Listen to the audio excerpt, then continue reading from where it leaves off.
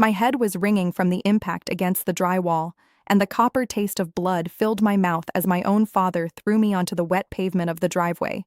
He slammed the front door, screaming that since I refused his order to give 60% of my petrol station's profits to my sister, I was dead to this family. I sat in my car, trembling and staring up at the darkened house, but I wasn't crying because of the physical pain. I was looking at my watch.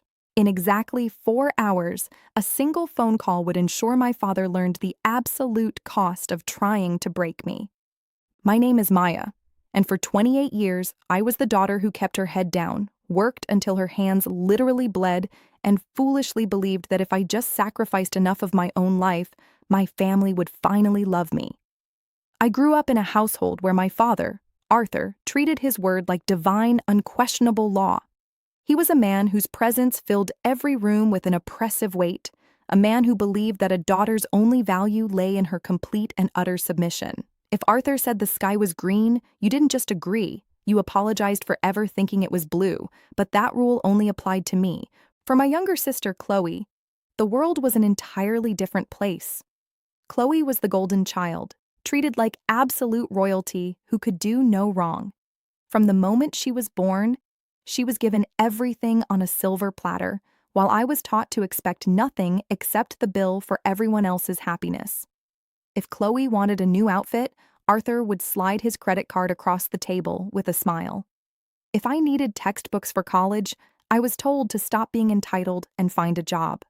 I became the designated ghost in my own home, the permanent giver to a family of professional takers. I swallowed my pride, hid my tears, and convinced myself that if I could just achieve something undeniable, if I could build a life so successful that even Arthur couldn't ignore it, I would finally earn the respect I so desperately craved. I didn't realize that to people like my father, a daughter's success isn't something to be proud of, it's just a target to be plundered. To understand the sheer weight of what they tried to steal from me, you have to understand the brutal, exhausting grind of the last 7 years of my life.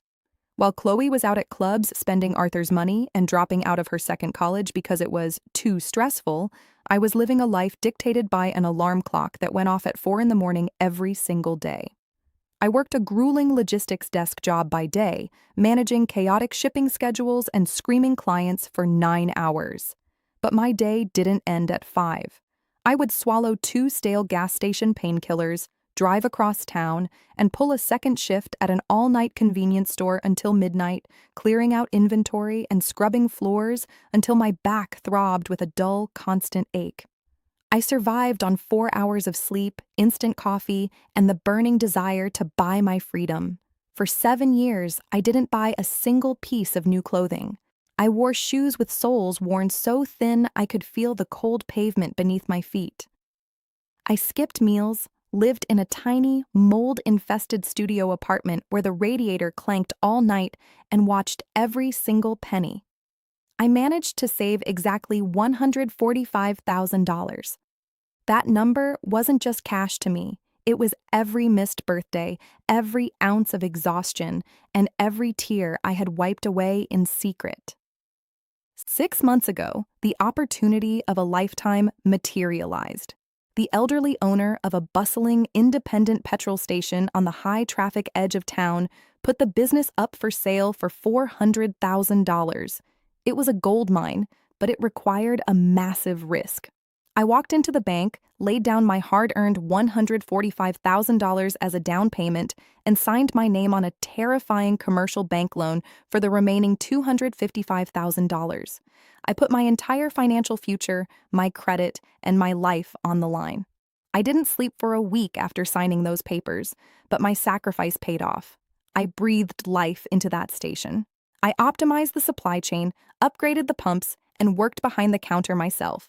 Within months, the station wasn't just surviving, it was thriving. And that was my biggest mistake. Because the moment the smell of success reached my family's house, the parasites woke up. The trap was sprung on a rainy Sunday evening. Arthur called my cell phone, his voice uncharacteristically warm, almost jovial. He told me he'd been looking over the local business ledger and saw that my petrol station had just cleared a record-breaking monthly net profit of $22,000. Bring your numbers over to the house tonight, Maya, he said. We need to celebrate your success as a family. For a brief, incredibly naive moment, my heart swelled. I thought, this is it. He finally sees me. He's finally proud. I packed my financial printouts, adjusted my blazer, and drove through the pouring rain over to the family home, genuinely smiling for the first time in months. But when I stepped through the front door, there was no celebratory dinner waiting for me. There were no smiles. There was only an icy, transactional silence. Arthur and Chloe were already sitting at the heavy mahogany dining table, a yellow legal pad resting between them. Chloe wouldn't even look me in the eye. She was casually scrolling through her phone, twirling a strand of hair around her finger. Arthur didn't ask me how I was doing, nor did he offer me a seat. He simply tapped his thick fingers on the legal pad and pointed at a number he had written down. Chloe wants to lease a luxury apartment downtown, Arthur said, his voice completely flat, as if he were reading a weather report. And with her lifestyle, she needs a stable, guaranteed allowance. So here is how we are handling this. Starting tomorrow, you are required to transfer 60% of your station's monthly net profits directly into your sister's bank account. I've already calculated it. Based on your current numbers, that's roughly $13,200 a month. I stood there, completely paralyzed. I looked from the legal pad up to my father's face, waiting for him to burst out laughing. "You're joking, right?" I asked, my voice trembling. "Chloe hasn't worked a single day in her life. I am drowning in a $255,000 commercial loan, working 18-hour days to keep those pumps running, and you want me to just hand over more than half of my sweat and tears so she can live in a luxury high-rise?" Chloe sighed loudly, rolling her eyes. "Dad, see? I told you she'd be selfish about it." That was the spark that set Arthur off. He violently slammed both of his fists onto the table, the wood rattling as he roared, "Shut your mouth! You will respect this family and you will do exactly as you are told. It's my order." "No!" I screamed back, the years of repressed rage finally exploding out of me. "I am not your servant, and I am definitely not Chloe's ATM. I bought that station with my own damn money, and you haven't contributed a single dollar to it. If Chloe wants an apartment, tell her to get a job." The words had barely left my lips when Arthur's face turned a terrifying dark shade of purple. Blinded by absolute fury that a daughter dared to question his supreme authority, he lunged across the dining room. Before I could even raise my hands to protect myself, his fist connected with the side of my face. The sheer force of the blow lifted me off my feet. My body flew backward and my head slammed violently into the drywall of the living room.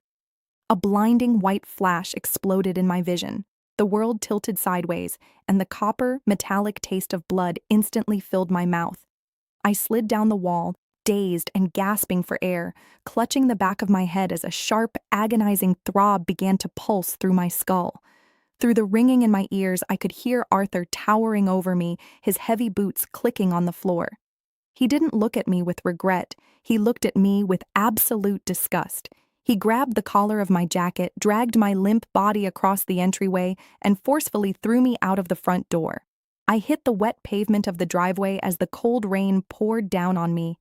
"You are nothing without my name," Arthur screamed from the doorway, his voice echoing in the dark street. "You think you're a big shot now? You're an ungrateful parasite. Don't you ever show your face in this house again. You are dead to this family." The heavy oak door slammed shut, and the lock clicked into place. I sat there in the driver's seat of my car, the engine idling softly as the rain pounded against the windshield. My breath dragged heavily through my teeth, and every time my heart beat, a sharp, white-hot spike of pain shot through the back of my skull where it had cracked against the drywall. I reached up, my fingers brushing against the rapidly swelling knot on my head, and when I pulled my hand back, it was smeared with a faint streak of dark blood. That was the exact moment something inside me permanently broke. But it wasn't my spirit. It was the final, lingering illusion that I ever had a father. The agonizing sadness, the desperate need for their approval, the tears that had blurred my vision for 28 years, it all just evaporated. In its place, a freezing, calculated, and terrifying clarity took over. I wiped the blood from my fingers onto a napkin, staring at the brightly lit windows of the house. Arthur thought he had just put an ungrateful daughter in her place. He thought he was sitting comfortably in his fortress, waiting for me to crawl back on my knees and hand over my checkbook. He had no idea that he had just signed his own eviction notice. I leaned over, unlocked the glove compartment, and pulled out a thick, weathered blue folder. Inside lay a document Arthur had completely forgotten about, a document he had never bothered to look at closely because his massive ego wouldn't allow it. It was the deed to the very house he had just thrown me out of. 2 years ago, Arthur's reckless spending, hidden gambling debts, and failed business investments had brought him to the absolute brink of foreclosure. To save my mother from the shame of losing her home before she passed away last year, I had quietly used my stellar credit and a separate bank loan to buy out the entire mortgage from the bank.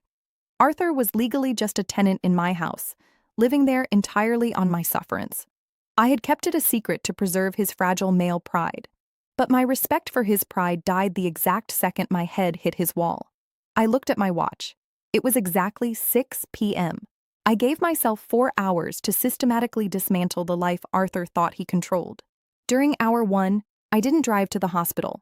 I drove straight to the police station, filed an official report for physical assault, and had a domestic violence officer take high-resolution photos of the swelling on my head.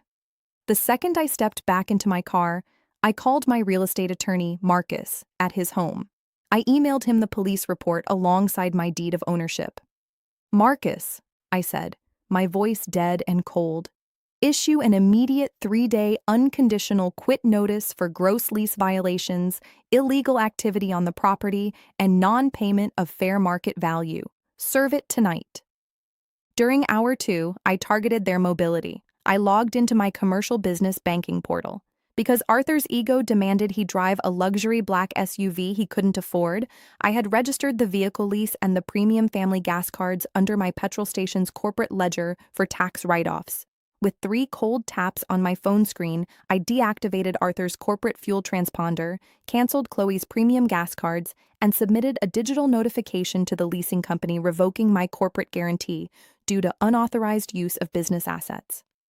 During hour 3, I plunged them into darkness. The utilities for the family home were tied directly to my business accounts. I called the private smart grid utility provider's emergency line. Citing the police report I had just filed, I informed them of a severe structural safety and domestic hazard concern at the property and requested an immediate emergency suspension of power and water services. By hour 4, I was sitting behind the desk in my brightly lit office at the petrol station.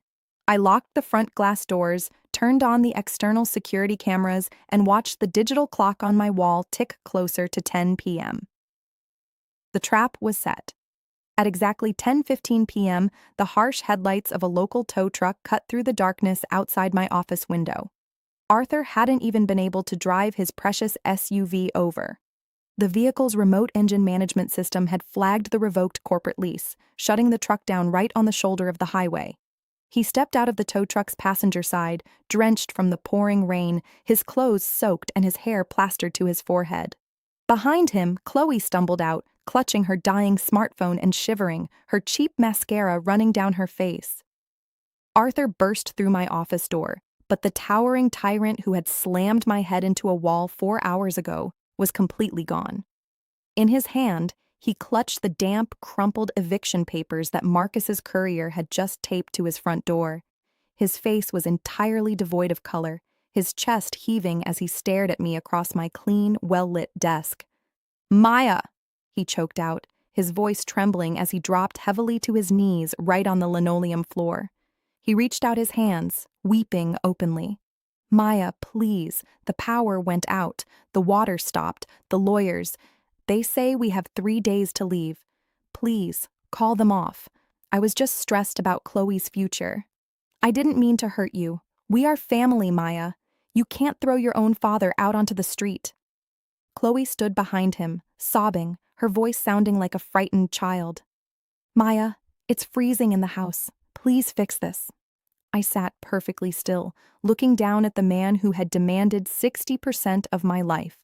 My head still throbbed with a dull, heavy ache, but my heart felt absolutely nothing. No anger, no hatred, and definitely no pity.